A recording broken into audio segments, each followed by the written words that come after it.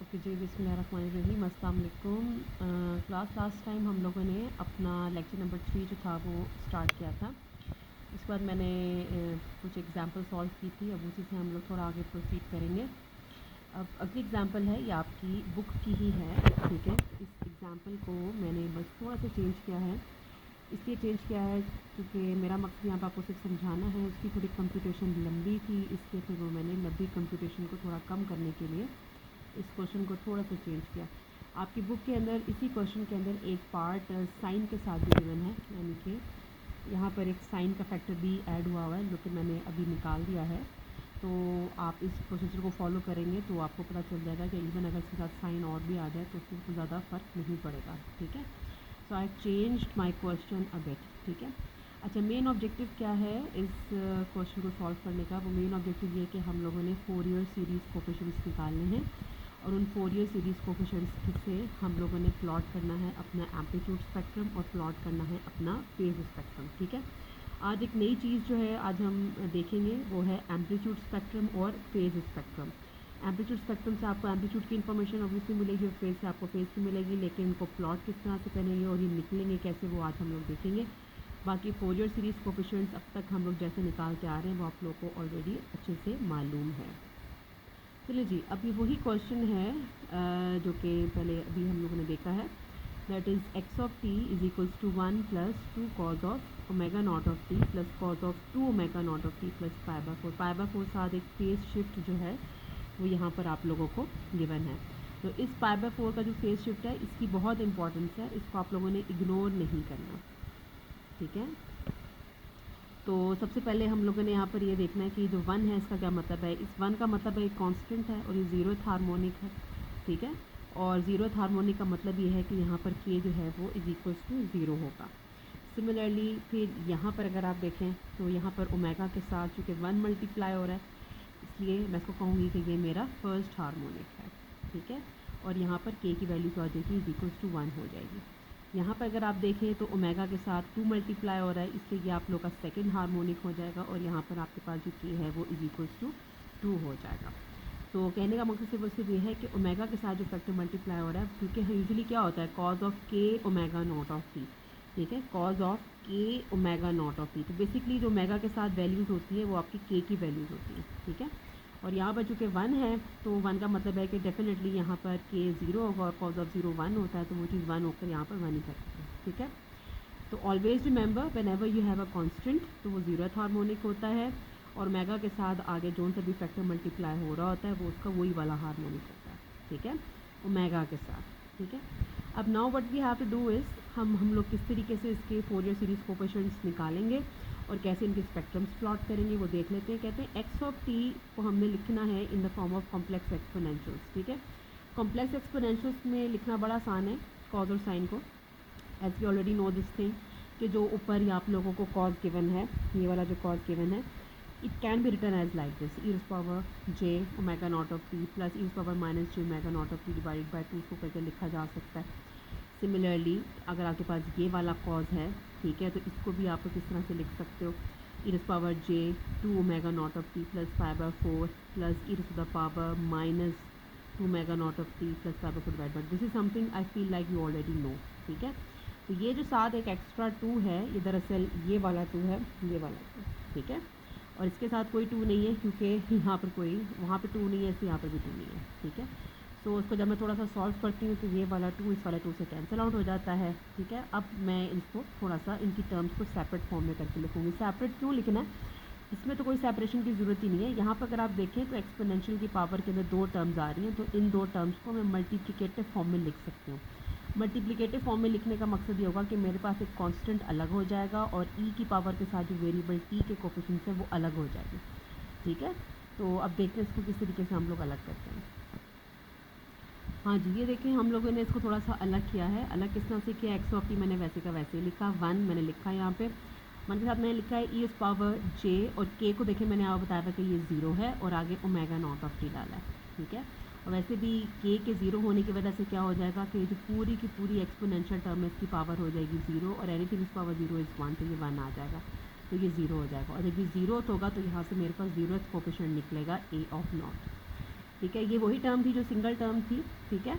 तो यहाँ पर ओमेगा के साथ 1 है जो कि हमें नज़र नहीं आ रहा, मतलब इन अ सेंस कि लिखा हुआ हमने नहीं लिखा, क्यों पता हमें यहाँ पर k1 होगा। ये नेगेटिव साइन का मतलब है कि यहाँ पर k-1 था, इसलिए ये मेरे पास a ऑफ 1 हो जाएगा और ये मेरे पास a ऑफ -1 हो जाएगा, ठीक है। जो आपके पास k की वैल्यूज़ निकलेंगी वही कोफिशिएंट्स बन जाएंगे। अच्छा, ये वो टर्म्स थी जो कि मैं कहती हूँ इसको हम सेपरेट कर सकते हैं। अगर आप देखें तो यहाँ पर जो 2 एक्सपोनेंशियल टर्म्स थी उसको मैंने एक कांस्टेंट टर्म को अलग कर दिया है और साथ जो t के साथ वेरिएबल टर्म थी वो मैंने अलग कर दिया। इस टर्म से मुझे पता चल रहा है कि ओमेगा के साथ जो फैक्टर मल्टीप्लाई हो रहा है वही इसका कोफिशिएंट है, ठीक है। तो ओमेगा के साथ 2 मल्टीप्लाई हो रहा है, इसका मतलब है कि यहाँ पर k2 है, और जब k2 है तो यहाँ पर a ऑफ k जो है वो a ऑफ 2 हो जाएगा। सिमिलरली इसके अंदर भी क्या हो जाएगा, यहाँ पर k आपके पास -2 हो जाएगा, तो जब k ऑफ -2 है तो यहाँ पर a ऑफ k यानी कि a ऑफ -2 बन जाएगा, ठीक है। अब मुझे देखना है कि फाइनली मेरे फोरियर सीरीज़ कोफिशिएंट्स क्या बन गए। फोरियर सीरीज़ कोफिशिएंट्स अगर मैं देखूँ तो मुझे पता चलेगा कि मेरा यहाँ से a ऑफ नॉट 1 है, ये जो ऊपर नज़र आ रहा है आप लोगों को। a ऑफ 1 क्या है, a ऑफ 1 बेसिकली वो होगा जो कि यहाँ पर इसके साथ यहाँ पर मल्टीप्लाई होगा, ठीक है। a ऑफ 1 यहाँ पर साथ 1 मल्टीप्लाई हो रहा है। अब आप कहेंगे कि भाई पहले तो मैम ऊपर ये वाली जो चीज़ है ना ओमेगा के साथ जो चीज़ मल्टीप्लाई हो रही है ये सिर्फ और सिर्फ k की वैल्यू डिफाइन कराएगी, ठीक है।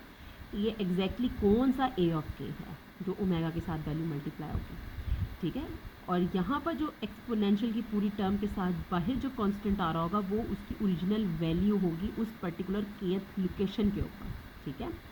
अब देखें इस पर्टिकुलर लोकेशन k ऑफ 1 के ऊपर इसकी वैल्यू यहाँ जो बाहर मल्टीप्लाई हो रही है वो 1 ही है, ठीक है। इस k ऑफ -1 लोकेशन के ऊपर जो a ऑफ -1 है उसकी वैल्यू भी यहाँ पर 1 है। सिमिलरली यहाँ पर अगर आप देखें तो k की जो सेकंड लोकेशन है यानी कि a ऑफ 2 जो लोकेशन होगी जो कांस्टेंट टर्म साथ मल्टीप्लाई हो रही है वो है हाफ e पावर j π/4, ठीक है। और यहाँ पर अगर आप देखें -2 के केस में क्या हो तो वो क्या है हाफ e पावर -j π/4, ठीक है।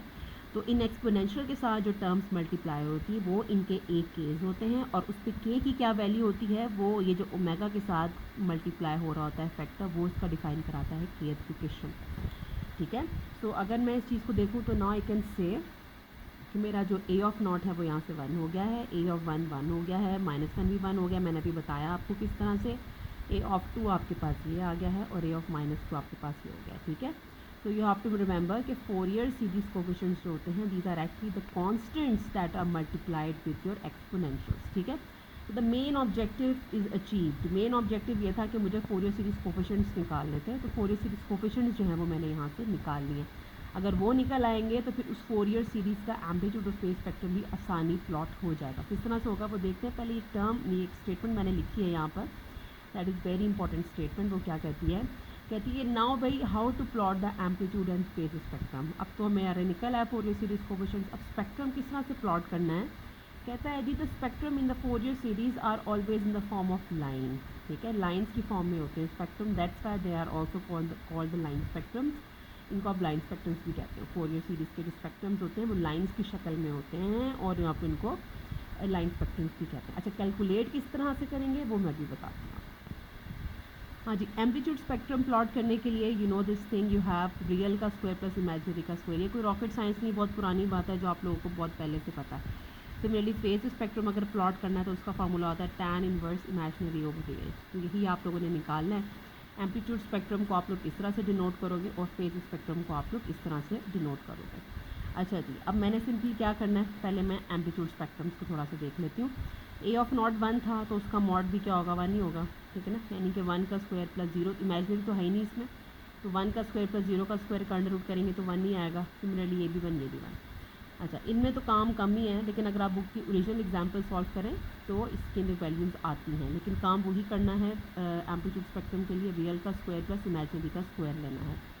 अच्छा, फिर है a2 चूँकि है हाफ e पावर j π/4, तो मुझे इसमें से इसका रियल पार्ट अलग करना है, इसमें से इसका इमेजिनरी पार्ट भी अलग करना है। तो I know this thing. Euler मुझे क्या बताता है, मुझे बताता है कि e power j π/4 can be written like cos π/4 plus j sin π/4, ठीक है। अगर यहाँ कहीं नेगेटिव का साइन होता तो यहाँ पर भी नेगेटिव का साइन आ जाता, ठीक है। यानी कि इस पावर -j π/4 होता है तो cos π/4 minus j sine of π/4 होता है, लेकिन यहाँ पर प्लस का साइन है तो यहाँ पर भी प्लस का साइन हो जाएगा। अब नाउ ये क्या हो गया, अब ये आ गया मेरे पास cos π/4, ये आ गया sin π/4। कॉस पाई बाय 4 1/√2 होता है, ये भी 1/√2 होता है। बस मैंने इसको थोड़ा सा सॉल्व कर लिया मैथमेटिकली, आपको भी आता ही होगा, आप कर लेंगे। 1/√2 प्लस j 1/√2, ठीक है। तो बस मैंने इसको थोड़ा सा कॉमन आउट लेके बाहर ले लिया, और इसकी ज़रूरत नहीं थी, आप लोग इसको अंदर लेकर चले जाएँ। तो ओवरऑल आपके पास इसका ये पार्ट जो है वो रियल बन जाता है, और ये वाला पार्ट जो है इसका इमेजनरी बन जाता है, ठीक है। अब आपने क्या करना है, सिर्फ इसका स्क्वायर करना है, इसका स्क्वायर करके अंडर रूट कर लेना है। तो आप लोग के पास क्या निकल आएगा, a(2) का मॉड निकल आएगा, यानी कि एम्पलीट्यूड निकल आएगा for the value of k = 2 के लिए। हाँ जी, देखिए वही काम क्या हुआ है, a(2) का मॉड लिया हुआ है, दैट इज़ 1/2√2 प्लस 1/2√2, दोनों का स्क्वायर का अंडर रूट किया हुआ है। 1/8 निकल आएगा, कैंसिल आउट, टोटल ओवरऑल देखें तो यहाँ से इसकी वैल्यू हाफ आ जाती है। तो half is the amplitude spectrum की वैल्यू है for the value of k at = 2 पर, ठीक है। इसका एम्पलीट्यूड स्पेक्ट्रम की वैल्यू हो जाएगी हाफ। सिमिलरली आप लोग यहाँ से फेज़ की बात है, पहले इसको प्लॉट कर लेते हैं। सिमिलरली वो कह रहा है आप -2 के साथ भी प्लॉट मतलब यही कैलकुलेशंस करेंगे तो आपके पास वही वैल्यू आ जाती है। प्लॉट किस तरह से करना है, आप लोगों ने x एक्सिस पर रखना है k को, और y एक्सिस पर रखना है आपने ak का मॉड, ठीक है। अब k कहाँ तक जा रहा है, मेरे पास 0 था, 1 था, 2 था, मेरे पास a(3) की वैल्यूज़ नहीं थी, लिहाजा यहाँ पर 0 है। As there is no third Fourier series coefficient, तो यहाँ पर आप इसको 0 के साथ डिनोट किया हुआ है, ठीक है।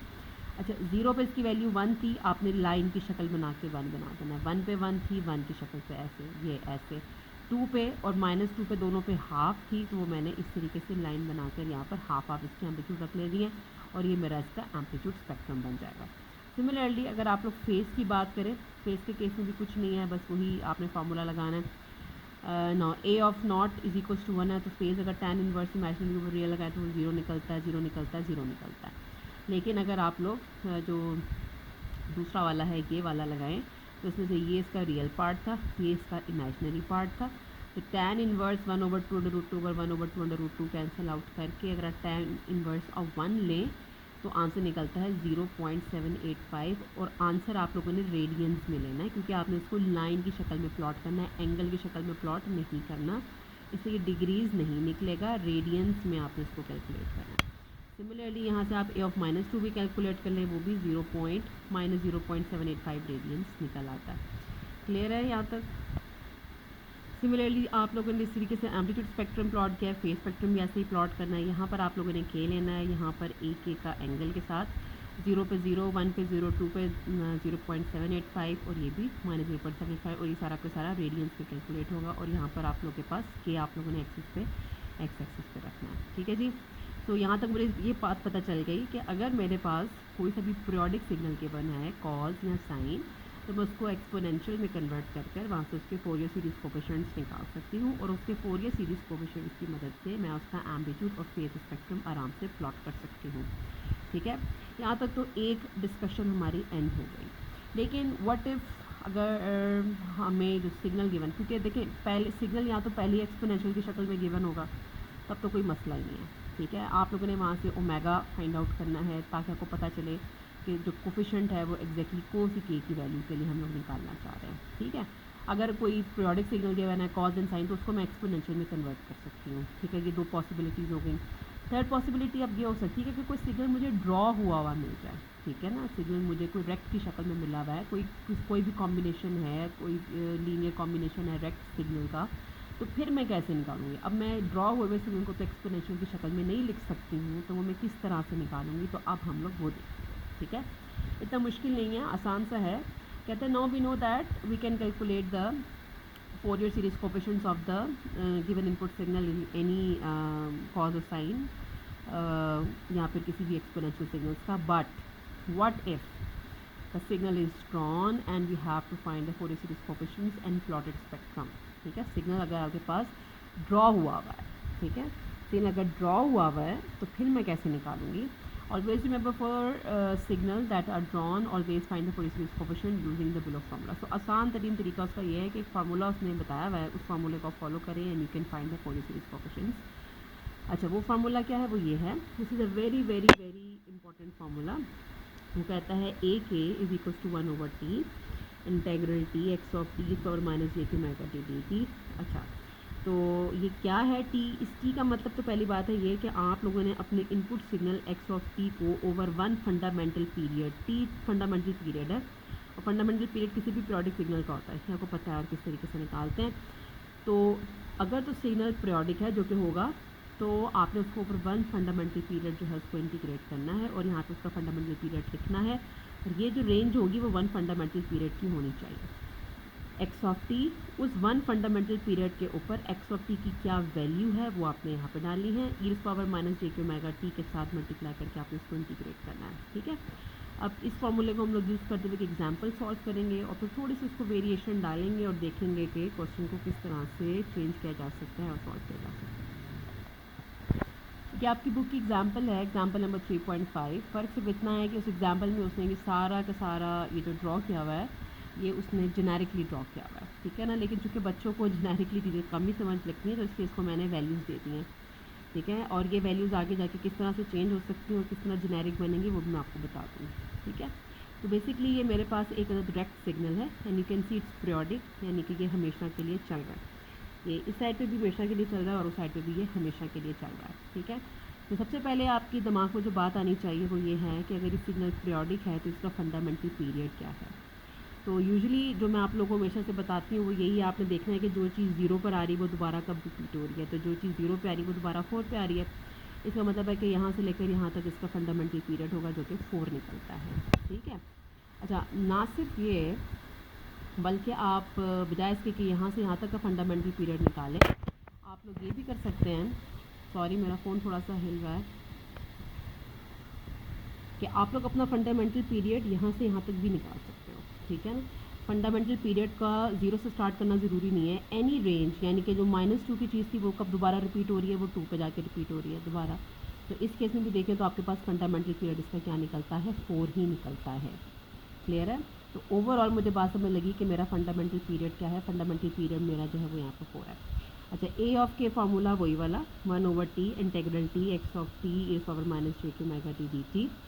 तो कहता है जी integrate your signal x of t over your one fundamental period, ठीक है। So what is my fundamental period, my fundamental period is 4 and it can be seen from your figure. अगर फंडामेंटल पीरियड मुझे पता है तो क्या मुझे omega की वैल्यू पता है, ऑब्वियसली तो पता है मुझे, ओमेगा 2π/t होता है। यहाँ से मेरा जो ओमेगा निकल आएगा वो π/2 निकल आएगा, ठीक है ना।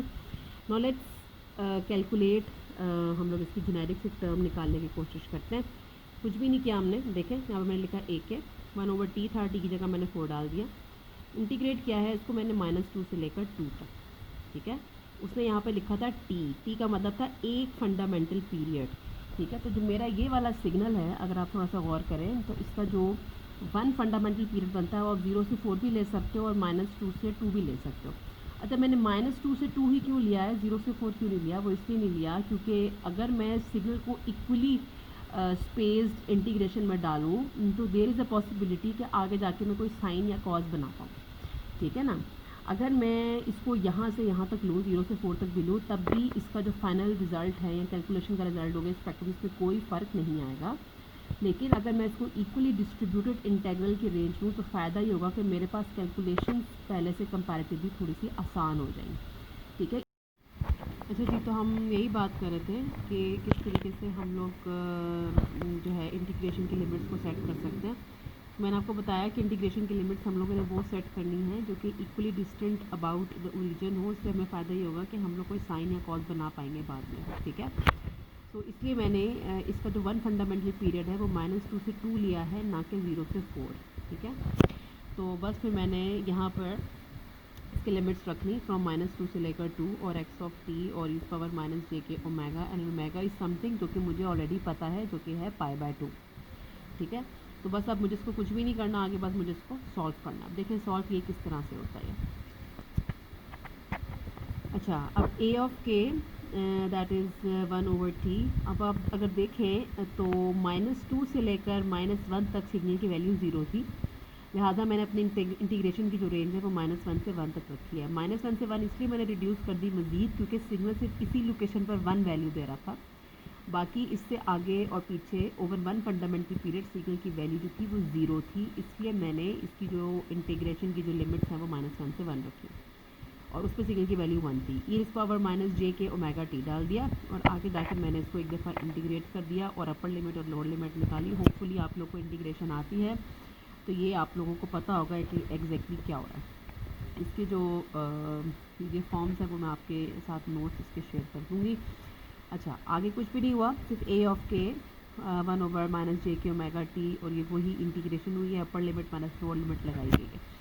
अच्छा जी, अब देखिए यहाँ पर सिग्नल की शक्ल कुछ इस तरह की बन गई है कि आई कैन, अगर मैं कोशिश करूँ थोड़ी सी, तो या इसको मैं कॉस बना सकती हूँ या साइन बना सकती हूँ। ठीक है, अगर मैं इसे कॉस बनाऊँ तो इसके लिए फिर यहाँ बीच में इसको भी प्लस होना चाहिए, इसको भी प्लस होना चाहिए। अगर मैं माइनस कॉमन आउट बाहर ले लूँ तो किसी न किसी एक टर्म के साथ नेगेटिव का साइन ज़रूर आए।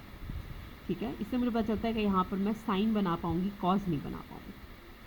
तो साइन बनाने के लिए मैंने कुछ भी नहीं किया, ये किया है कि जो नेगेटिव साइन बाहर पड़ा हुआ था उसको मैं अंदर ले गई। अंदर लेके जाने से क्या हुआ, ये वाली माइनस टर्म प्लस हो गई और ये वाली प्लस टर्म माइनस हो गई। क्योंकि साइन की ये जो फॉर्म है अगर आप देखें तो आपको पता चलेगा कि इसकी जो नेगेटिव पावर के साथ एक्सपोनेंशियल है उसके साथ यहाँ पे नेगेटिव साइन है बाय। ठीक है, और जो पॉजिटिव टर्म है उसके साथ जो पॉजिटिव टर्म है उसके साथ बाहर पॉजिटिव साइन है। ठीक है, so that's what I have tried कि मैं यहाँ पर इसको एक्सपोनेंशियल की भी वही शक्ल बनाने की कोशिश करूँ। तो बस मैंने कुछ भी नहीं किया, ये जो अपना साइन था नेगेटिव इसको मैं अंदर की तरफ ले गई और जे मेरे पास ऑलरेडी मौजूद था और 2 मेरे पास कम था तो मैंने मल्टीप्लाई डिवाइड बाय 2 कर दिया, यहाँ से 2j बन गया। अच्छा जी, और यहाँ से मेरे पास ये जो पूरी टर्म है ये साइन ऑफ के ओमेगा बन गई। ठीक है, इसकी पावर में होता है वही आप लोग यहाँ डाल देते हैं। तो साथ ही यहाँ बन गया 2 over k omega T. Clear हो गया यहाँ तक।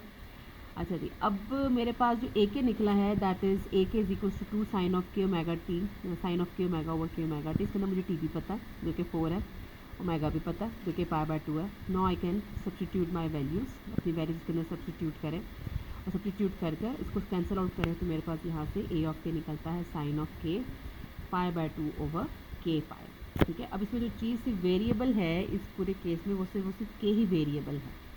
अब के में यहाँ पर 0 +- 1 +- 2 पुट करके यहाँ से ए ऑफ के की वैल्यूज़ आराम से कंप्यूट कर सकती हूँ। जब मैं वैल्यूज़ यहाँ से कंप्यूट करती हूँ तो मेरे पास ए ऑफ नॉट हाफ आता है, ए ऑफ 1 और ए ऑफ -1 दोनों बराबर 1 ओवर पाए आते हैं, ए ऑफ 2 -2 0 और ए ऑफ 3 -3 -1 ओवर 3 पाए आते हैं। ठीक है ना, तो कहते हैं कि now the spectrums can be plotted as discussed previously. आपके पास फोरियर सीरीज एक्सपोनेंशियल्स आ गए हैं, अब आप स्नैपशॉट ऑफ फेज स्पेक्ट्रम्स जो है वो आराम से निकाल सकते हैं। ठीक है जी, और बिल्कुल वैसे ही निकलेंगे जैसे मैंने अभी आप लोगों को बताया है। मैग्नीट्यूड स्पेक्ट्रम के लिए रियल का स्क्वायर प्लस इमेजिनरी का स्क्वायर और फेज के लिए आप लोगों ने वही tan inverse of imaginary over real लेना। तो द इम्पॉर्टेंट पॉइंट बेसिकली हम देखेंगे कि इस क्वेश्चन के साथ क्या क्या वेरिएशंस आ सकते हैं। अब आप लोगों ने कुछ बातें हैं जो याद रखनी है, इम्पॉर्टेंट पॉइंट्स, और वो ये है कि व्हेनेवर आपके पास ये इस तरह का कोई रेक्ट सिग्नल आए, whenever you get a signal rect इस तरह का, तो इसके जो फोरियर सीरीज कोफिशिएंट्स एक ही होते हैं ना, उसकी जेनेरिक शक्ल हमेशा ये ही हो। ठीक है, क्या होती है 2 sine of k omega T1 over k omega T. अच्छा, इसमें T1 is different from T1 क्या चीज़ है, T1 आपके रेक्ट के ये वाले पॉइंट्स हैं। ठीक है, क्योंकि यहाँ पर T1 जैसे 2 है, सॉरी T1 यहाँ पर 1 है। ठीक है, फंडामेंटल पीरियड कितना है, जो 0 पे आ रहा है दोबारा 4 पे आ रहा है वो 4 है और ओमेगा यहाँ से पाई बाय 2 आ रहा है। तो इसके अंदर मैं अपनी वैल्यूज पुट कर सकती हूँ। 2 sine of k omega pi by 2, T1 मेरा 1 है। T1 वो लोकेशन है जिस पे आपका रेक्ट इक्वली डिस्ट्रीब्यूटेड पड़ा हुआ है। ठीक है, 2 साइन ऑफ के पाई बाय 2 1 है और के ओमेगा टी, के वैसे ही ओमेगा ये और T4 है, और ये पूरा बाहर 1 क्या है, ये 1 ये वाला 1 है। ठीक है, मैंने आगे ड्रॉ किया है इसी तरीके से। अगर ये सिग्नल कुछ इस तरह का होता, ठीक है ना, यानी कि ये 2 -2, तो मुझे पता था कि T1 मेरा आपकी बार यहाँ से 2 हो जाएगा, T मेरा 8 है, जो चीज़ 0 पे आ रही है 8 पे आ रही, ओमेगा यहाँ से पाई बाय 4 निकलेगा। तो अगर मेरे पास यही क्वेश्चन आए तो मुझे बजाय इसके कि आप सारा कैलकुलेट करें, अगर करना भी है तो कर लें, लेकिन आपको पता चल जाएगा आसानी से कि जेनेरिक फॉर्म ये वाली थी और इसमें से मुझे 2 साइन ऑफ के ओमेगा, जो कि मैंने यहाँ से भी कैलकुलेट किया, T1 जो कि मेरा अभी 2 है ओवर के ओमेगा टी जो कि 8 है और पूरा मल्टीप्लाई बाय 20, ये जो इसकी एप्लीट्यूड है। क्लियर है, तो इस तरीके से आप लोग किसी भी रेक्ट सिग्नल का फोरियर सीरीज कोफिशिएंट्स बड़ी जल्दी और बड़ी आसानी से निकाल सकते हैं। अच्छा जी, व्हाट इफ अगर सिग्नल की शक्ल कुछ इस तरह से हो, ठीक है, ये कॉम्बिनेशन है रेक्ट्स का, ठीक है। तो I can see from where I have 2 rects, मेरे पास ये 2 रेक्ट्स हैं, और अगर मैं इन दोनों को आपस में ऐड कर दूँ तो मेरे पास यही वाला सिग्नल जो है ना वापस बन जाता है, ठीक है। तो मैंने इन दोनों रेक्ट्स को अलग अलग ड्रॉ किया है, ठीक है। और अलग अलग ड्रॉ करके अगर आप इनके बिल्कुल वही पैटर्न लगाएं, 2 sin of k omega t 1 over k omega t, तो दोनों के T1 भी आपको पता है, आपको टीज इन दोनों के एक ही होंगे और ओमेगास भी एक ही होंगे, वो आप लोग पुट करके एम्पलीट्यूड्स इसकी ये वाली फ़र्क हो सकती है, ये वाली, ठीक है ना, वो भी आप लोग यहाँ पे डाल सकते हो। अच्छा, यहाँ पे थोड़ी सी मैंने गलती कर दी है, ये जो सिग्नल है इसकी जो एम्पलीट्यूड है ना यहाँ पर, इसको यहाँ पे मैंने 2 लिखा हुआ है, ठीक है। तो इसको 2 नहीं होना था, इसको 1 होना था। बेहतर ये कि मैं टू बी ऑन इसको मैं यहाँ पे 3 कर सकती हूँ, ठीक है। तो जब ये वाला 2 वाला पोर्शन इस वाले पोर्शन में ऐड होगा तो वो उस वाले पोर्शन में 3 दे देगा, ठीक है। तो सिर्फ 2 सी वेरिएशन डालने के लिए मैं आपको समझाना चाह रही हूँ। अच्छा जी, तो अब ये मुझे पता है कि इसका T1 क्या है, इसका T1 क्या है, इनके रिस्पेक्टिव फोरियर सीरीज कोएफिशिएंट भी पता है, जो कि लीनियरिटी की प्रॉपर्टी के मुताबिक आप जिस तरीके से सिग्नल ऐड हो रहा है आप इनके इंडिपेंडेंट जो कोएफिशिएंट जेनेरिक निकले वो भी आपस में ऐड कर सकते हो, ठीक है ना। और यहाँ से आपको फाइनल ए के निकल आएगा उस वाले सिग्नल का, ऊपर जो सिग्नल ड्रॉ हुआ है। Similarly any signal that is formed from any rect signal combination a k can be calculated equal easily. कहने का मकसद ये है कि रेक्ट सिग्नल से मिलकर बने हुए किसी भी सिग्नल का फोरियर सीरीज कोएफिशिएंट आराम से निकाला जा सकता है, क्योंकि आप लोगों को उसकी जेनेरिक फॉर्म पता है। अगले लेक्चर्स में हम लोग कुछ प्रॉपर्टीज़ पढ़ेंगे, ठीक है। तो प्रॉपर्टीज़ के अंदर भी हम लोग ये देखेंगे किस तरीके से हम लोग इस्तेमाल करते हैं, और ये रेक्ट्स मुश्किल से मुश्किल शक्ल भी जो है वो बड़ी आसानी से निकल आएगी, उसके फोरियर सीरीज कोएफिशिएंट उसको आपने कैलकुलेट नहीं करना पड़ेगा, क्योंकि अक्सर क्वेश्चंस के अंदर हम आप लोग की प्रॉपर्टीज़ चेक करना चाह रहे होते हैं कि प्रॉपर्टीज़ इंप्लीमेंटेशन आपको आती है नहीं आती, ना कि हम ये देखना चाह रहे होते हैं कि फोरियर सीरीज कोएफिशिएंट बच्चे को निकालना आ रहा है कि नहीं आ रहा, ठीक है। सो आज के लेक्चर की समरी अब मैं सिर्फ हल्की सी बता देती हूँ, और वो ये है कि अगर आप लोग के पास कोई एक्सपोनेंशियल सिग्नल गिवन है तो उसके फोरियर सीरीज कोएफिशिएंट्स निकालने बहुत आसान है। ओमेगा के साथ जो फैक्टर मल्टीप्लाई हो रहा है वो के की वैल्यू होती है, और जो पूरे एक्सपोनेंशियल के साथ फैक्टर मल्टीप्लाई होता है वो उसका फोरियर सीरीज कोएफिशिएंट होता है। अगर कोई पीरियोडिक सिग्नल है, कोई साइन है या फिर कोई कॉज है, तो उसको मैं एक्सपोनेंशियल की शक्ल में चेंज करके वंस अगेन यही पैटर्न रिपीट कर सकती हूँ। और थर्डली, अगर मेरे पास कोई सिग्नल प्लॉट हुआ है तो ऑलवेज रिमेंबर उसके लिए आपको यही फार्मूला यूज़ करना पड़ेगा, कौन सा वाला, a k is equals to 1 over t integral t x of t e to the power minus j k omega t d. चलें, ओके, थैंक यू।